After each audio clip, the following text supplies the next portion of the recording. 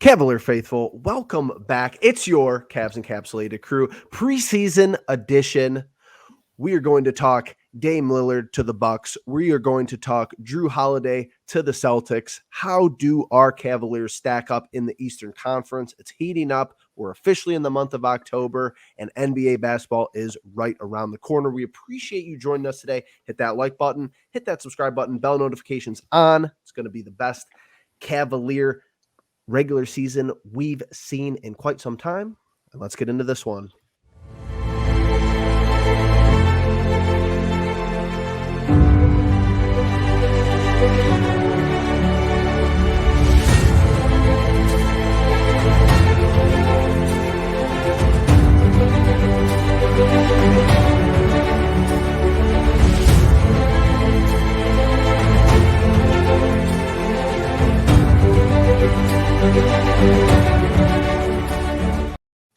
So, okay, for really quickly, comment down below. What intro theme should we do this year? We did Marvel last year. That's the Marvel intro from last year. I'm getting sick of playing it. It was cool. It was fun, but we need something new. We need anime. We need some cool hype thing. So let us know down below what we should do. I think we've talked a lot this offseason, believe it or not, on what the Cavs have done, what we've done to improve, what we've done to maybe change the roster around, consolidate a little bit, acquire Max Strus, get Niang, all these different things, Ty Jerome, Damian Jones. That's all good. And, that's fine. I think it's been a successful offseason from our standpoints. We'll see how it materialized on the court. But what we really haven't talked about, because there really hasn't been a whole lot of movement, is what other teams have done in the offseason. So I think, obviously, Milwaukee, the Celtics get in on the action, and maybe the biggest losers of them all, Miami, just an interesting dynamic. Logan, I'd like to start with you.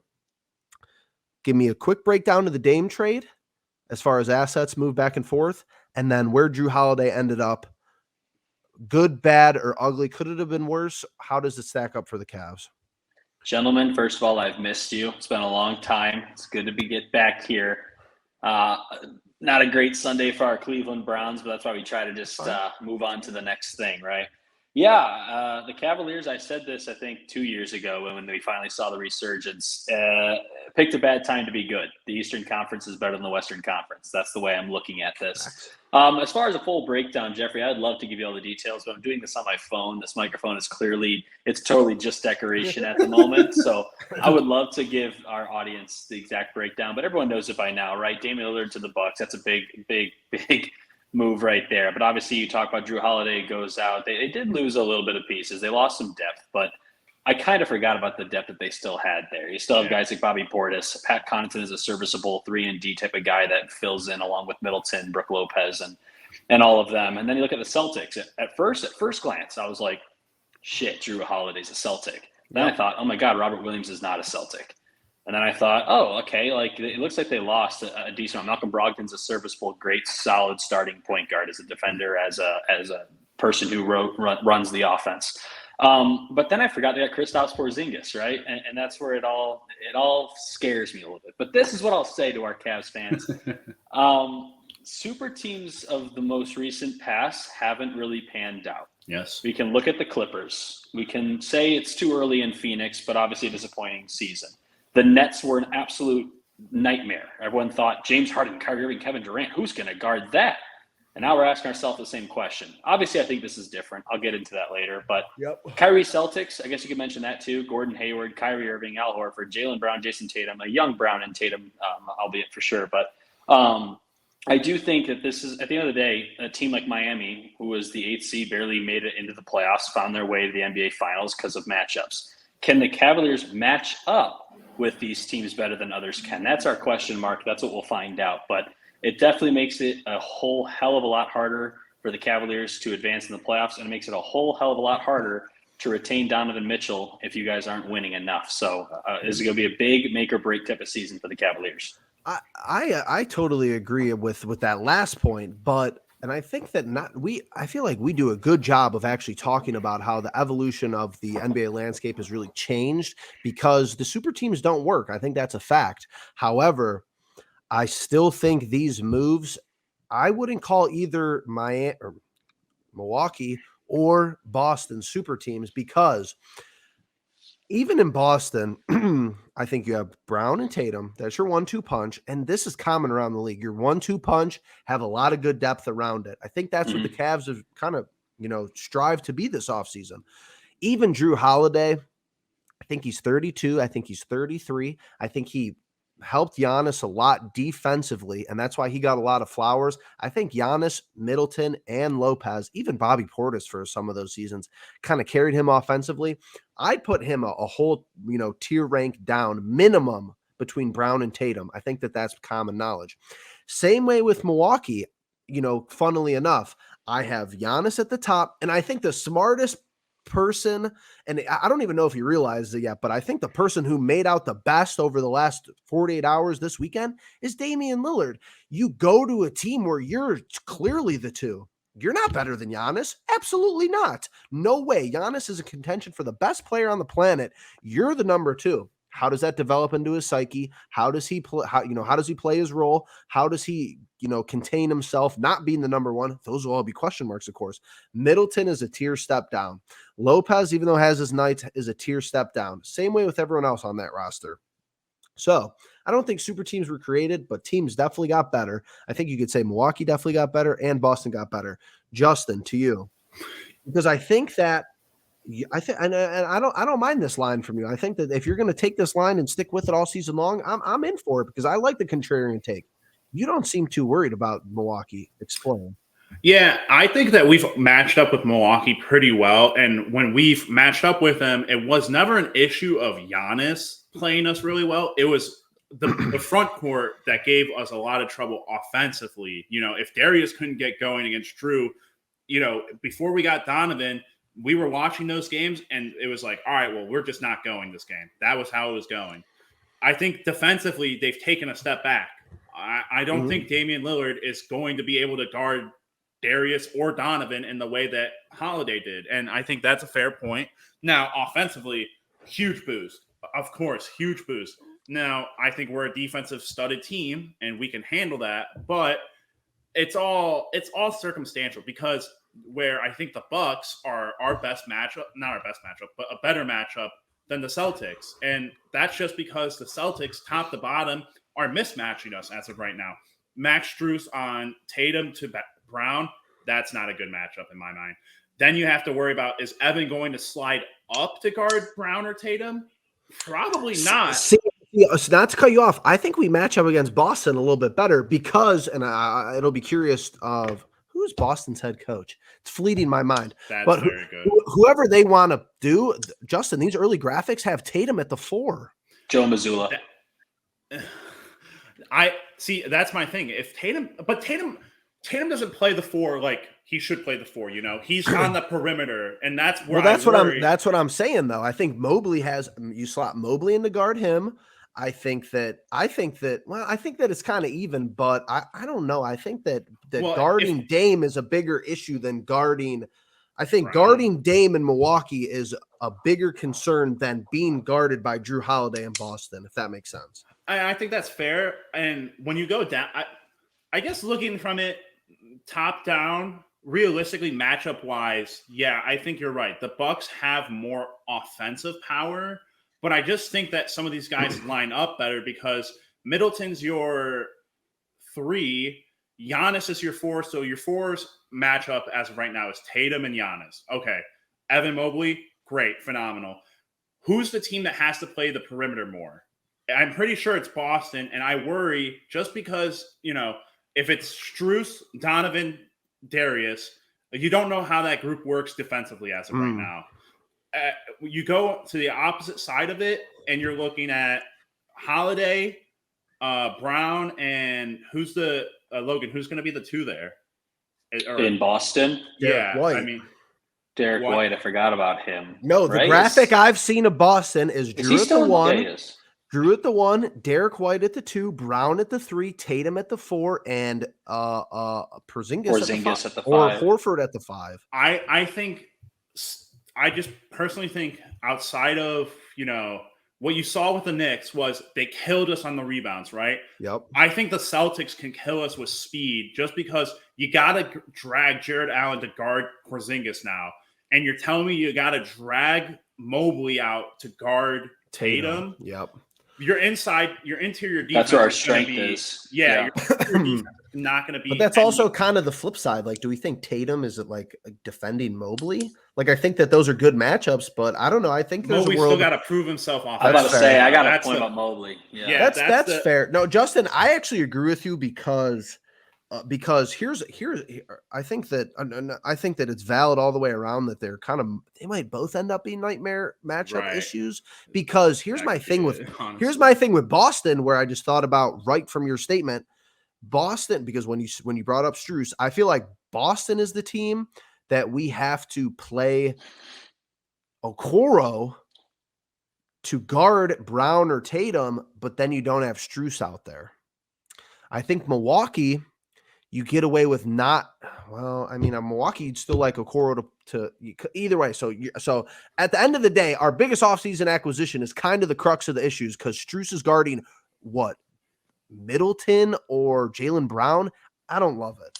I don't love it, but he's guarded forwards before and Sure. had success, which again, the whole thing with getting guys from Miami is you really have to watch it pan out and actually play out because Right. I don't think it's ever gone in the great direction, maybe a good direction, but we're really going to be banking how on much a is lot Spoelstra with- impacting the situation? Right. Logan, points about Mobley, points about matchups?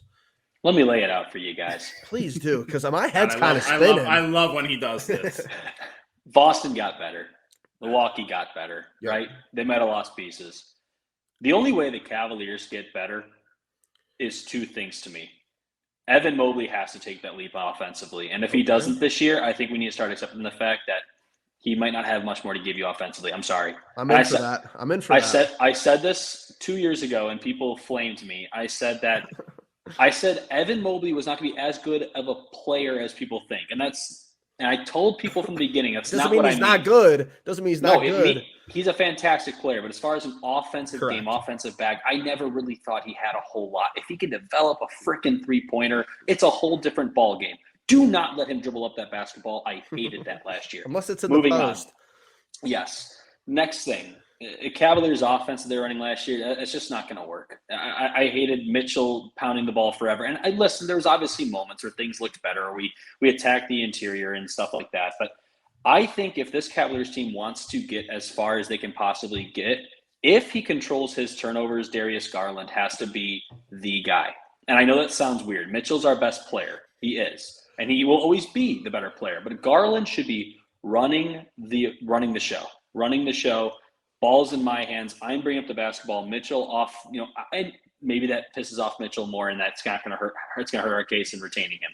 I think that's not true. I think Mitchell and Garland get along very well. I think they support each other very well. So I think that the Cavaliers are going to have to take a couple of different approaches. People got taller. We started this whole tall ball lineup again, right? We with Markin and Mobley, Allen. We created the monster, the Frankenstein that's now in the NBA. Like a team like Boston grabs Porzingis, more size, and he can still shoot.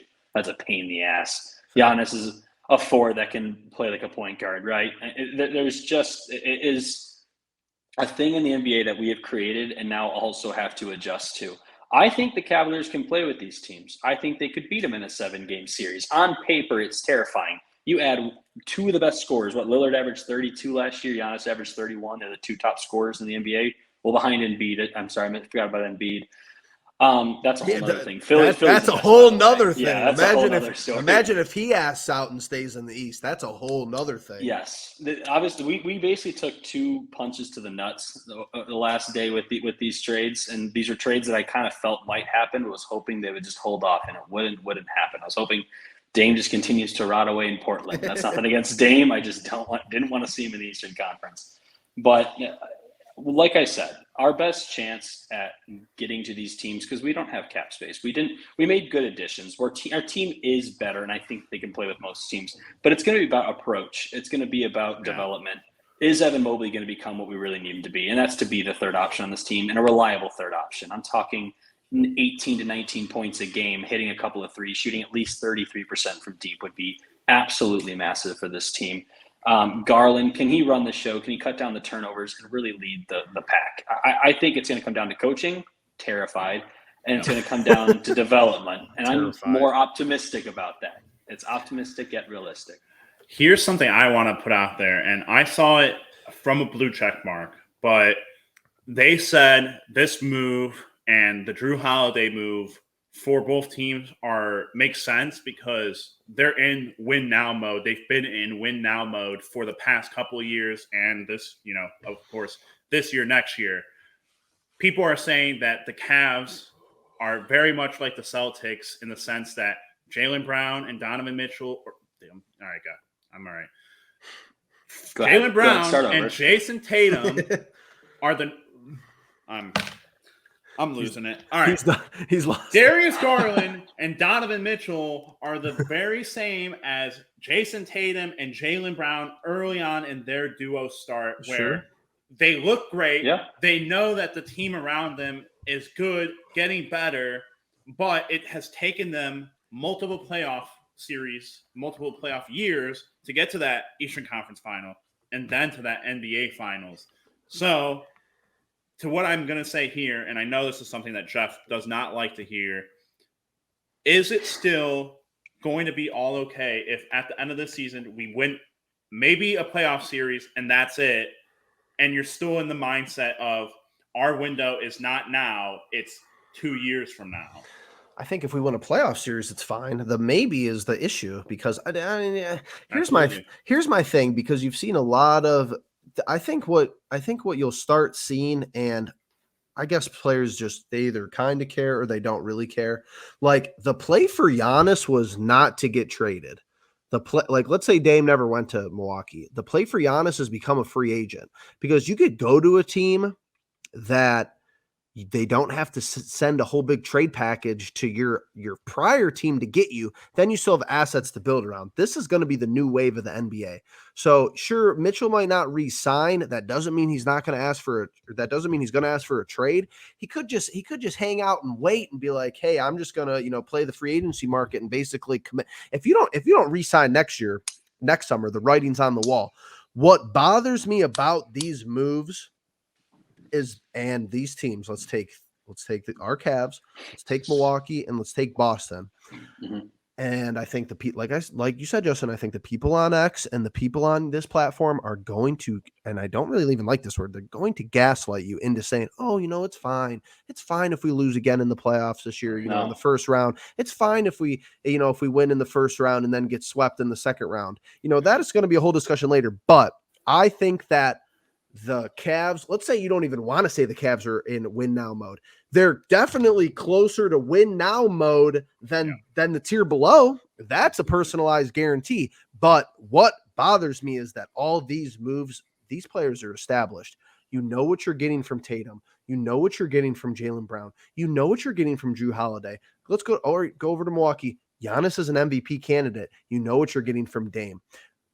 And I think it's a gift and a curse. Darius Garland come out and he could average 30, 32, 33 points a game this year, shoot close to 40% from three. Or he could kind of be like, still second fiddle, not really confident running the offense. Same way with Mobley, like Logan was talking about. If you get huge jumps from all these guys, I got us right at the top of the Eastern Conference, 1, 2, 3 seed. Defense is number one. Offense is a huge jump. And the roster and the compilation of everybody is just better. Strus has another great year. And, you're up there. You're battling for maybe a spot in the Eastern Conference Finals. Let's say that. But we don't have that certainty. I can't sit back and be like, oh, I know that Garland's going to, go for 30 every night. And then Donovan, the only person you have a security blanket with is Donovan Mitchell. That's it. I think to Logan's point about Darius being the guy is I still bank on that just because, listen, I know how the NBA works. As much as I love Donovan being here, I know he can be gone. He could be gone tomorrow for all I know. They could think that, hey, we've watched the moves happen. You guys saw the text I sent you from Fedor saying hey, they were hoping Drew Holiday goes to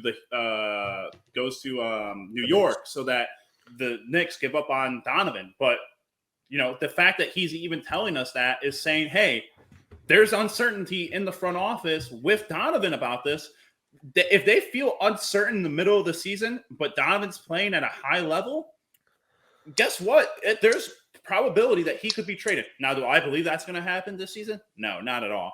But to that point of if you're not winning games, yeah, Donovan's older than Darius, Evan, and some of the other players on this team, and we're young. But do we really want to have to go through that process of trying to find another guy to, be like Donovan or won't find him to an extent, I totally agree. What Darius has been to Donovan, like, would Darius be able to take that leap into Donovan's shoes and then, Evan to Garland's shoes? And then, you don't want that. So the only way to fix it is you better start winning these games against teams that you have to compete against. And I'm talking about compete against, not, going lay down after game 2 and just lose a series because of rebounding. Right. That's something that you can look at and be like, hey guys, my guards, I know this is something new that I haven't asked you to do all season. Start rebounding, crash the paint.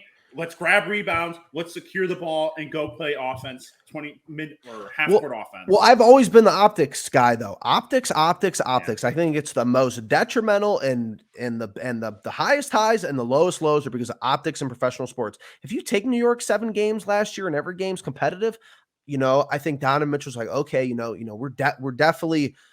And even still, okay, we're on the right path, but I don't know if we're up that path as far enough as we possibly could be. It's just how the games look last year, like you said, Justin. And on the flip side of the lights might not be too bright by then. And if you take the Knicks to 7 games, the lights might not be too bright. I'm like, what is he getting ready to say? But come on, that's an all-time awful quote. Why would you say that ever? As an athlete, as a professional athlete, why would you say that? Just don't say anything. Just take the fine for non-media availability. Man, that sucks. Damn, that's. But I feel awful. In the same term, lights were too bright. Come on, Justin. In the same term of you talking about, how the NBA works, and about Donovan Mitchell. Think about these stories come out of left field. So, okay, what if Embiid wakes up tomorrow? Oh, I want out of Philly, and then Miami or the Knicks trade for him. Okay, now you're instantly the 4th best team. You're already, I got Milwaukee ahead of us. I got Boston ahead of us. Newsflash to all my favorite followers on X. I got the Knicks above us still because hey, they took us out. They took care of us last year. It's only right. Oh, we're third. Oh, we're third. All these moves are fine. Oh, I got all these people, with their Twitter fingers. Oh, all these moves are fine, but we're still, we're still a top 3 seed in the East. Says who? Says nobody. However, that's what I'm saying. Embiid wakes up tomorrow. Okay, he's playing next to Jimmy Butler and Bam Adebayo, or he's playing next to Jalen Brunson and Julius Randle. If the Knicks don't get if one of those teams don't get absolutely fleeced and Embiid stays in the East, good luck. Have fun. Logan? Justin, I'm seeing the energy that he just showed on the Browns video. I'm out of it, over the Cavs video. Oh. It's carrying over just a little bit. Hey, you know what? Do it. Yeah, it's all frustrating, right? Why was I raised to root for teams that make me miserable? Why the hell do I do that? Because it's so much more fun when we win, right? It is fun. And that's what I hope for with the Cavaliers. This is a team that take it. Just don't remind me of the New York series. This is a team that I've had the most fun watching. And I'm saying that even beyond the Cavaliers of this is crazy. Beyond the Cavaliers of 2016. I'm sorry, because I was expected to win. I agree. I was like, I have LeBron James. I'm going to win. And that team will always be my all-time favorite team. But as far as just a fan watching, seeing an organic build get to this point, that's what scares me is I don't want to see it just end so fast. And the only way to avoid that is to win freaking ball games. And we talk about Boston. We talk about Milwaukee. There's still Philly. I know they have issues with the James Harden guy. I know if he there's stays still in Miami. the East? There's still New York Knicks. They're, exactly. The Knicks are this is a really good Eastern Conference. But guess what? Of all those teams, and I'll mention it again, I'll say it again, Miami Heat came out of the Eastern Conference last year.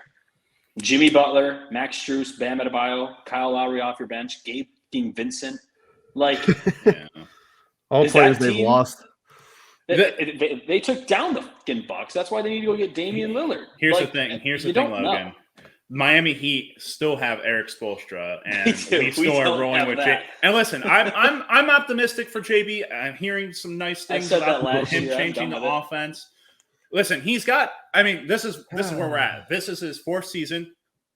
listen, you're going to see a trend for me this year. I'm holding the coaches accountable in year 4 of what's going the fuck on. That's enough time, though. That's a lot of time. Yeah, and in basketball, you get way more. You get a huge sample size of his coaching. Day in and day out. I get to see it, but it should also be a little bit more constant. Like you should have 8 rotational guys at all time. Your 9th and 10th guys, sure. If you want to put Dean Wade in there for a situation, sure, go for it. If you want to give Amani Bates, did you hear Tristan Thompson's a Cavalier again? If you want to put Tristan Thompson in there for game 1 to get a roar of applause, go for it. If you want Amani Bates to get some reps against some real competition, I do forget about those guys now. Cool, that's good too. You have Ty Jerome, who might never see the court but has valuable experience. There's a lot of things that are going to be. There's a lot of things that JB's going to have to deal with this season. But at the same time, 1 through 8 should be figured out. Whether the minutes and when guys come off the bench is still up in the air, that's fine. But if I see someone outside of Karis LeVert, Niang, or Okoro come off the bench first, I'm going to need a great explanation as to why someone else is coming off the bench outside of those 3. I do agree with that. Well, that's all that the JB talk will be at an all-time high this year. That's 100%. We'll get to JB talk. We'll get to the roster talk. We'll get to the rotation talk. And for everyone who's hung around and stayed around, hit the like button. We'll get to Kobe Altman talk as well. But that's not the topic of today's video. We kind of we appreciate you guys for hanging around. Cavs basketball is back. I know you have to deal with me and Justin, every week, talking Browns multiple times. Logan's back. The sanity is back in the room. Do we have any clearly? Do we have any final thoughts? Any words of wisdom? Any statements that want to be made October 1st? Ooh, where's this? Are we doing this already? I'm just wrapping up the video organic. Panic! No, the sanity has left the room. The one person with a little bit of sanity is gone now as well. We've infected him. Well, statements this early, man. Just think of it, off season. Is Strus like? We're the 3rd best team in the East. That's my statement. That's my statement. We're the 3rd best team in the East. I don't know how it's going to shake up. I totally disagree. I don't think that it's going to be indicative of the playoffs, but I think we're the 3rd best team in the East by the end of the season. Okay, all right, that's fine. Right now, I would disagree. I think that statement could have some validity. Logan, anything? You always have something to say. Come on. You've been waiting for a while, Logan. Yeah, it's all bottled up. Months. It's your time. I'm kind of on the side of Justin here. I think we host a playoff series this year, just like we did last year. But the question is, does it go any better? On paper, I think we're the 3rd best team in the Eastern Conference as well. I mean, Philly's a nightmare right now. Yep. I'm not going to sleep on the New York Knicks anymore. I slept on them last year, and they slapped me into a fucking nightmare. So, I don't know if that made sense, but There is a lot of talent in this Eastern Conference, and a lot of teams got better, but so did the Cavaliers. I know they did. I think Max Strus, he might give you 9 points a game, and it's going to make a big difference. That's just how I feel. What did the Knicks do? What did the Knicks do this Dante offseason? They extended Hart. That was it. Not much. Yeah, he went for our heart, didn't he? That's where I sit with this season. It's like we went out and improved ourselves, Logan. Well, we did. What we didn't really talk about this episode, and it's kind of fine. I think you could say tangibly, Miami got worse. But Justin, to your point, they still have Spoelstra. They'll find some undrafted free agent and make them good. I mean, that's kind of what you expect from them. Or they might not, and they might fall off. They still got Butler. They still got a good culture. But you lose Strus. You lose Gabe Vincent. I'm sure they lost somebody else I'm forgetting about. They lost Udonis Haslam. Okay. Well, yep. No, father he was the locker room guy. He was the anchor. He was the enforcer. It's like when Ed Davis lost Ed Davis. Okay. I miss Ed Davis. Oh, I got one more thing to say. Shout out Mike Maloof here. Okay. The Cleveland Pulse shirts. Gotta give a big shout out to Mike. Merch in the link below. Hit the link for the merch. Yeah, if you guys want merch, 500,000 likes. If you want. Absolutely. With that all being said, Cavs Encapsulated Crew is back. It's October 1st. NBA basketball right around the corner. Thumbs up from Logan. For Logan. I'm not even doing that. I don't even know what that crazy. is. That's It's really happened weird. twice. That's the third Answer time. here. That's crazy. That's a little nerve-wracking. But for my co-host Logan, Justin, I'm Jeffrey. We appreciate you guys stopping by. Hit that like button, hit the subscribe button. We'll be back. More Cavs content on the way.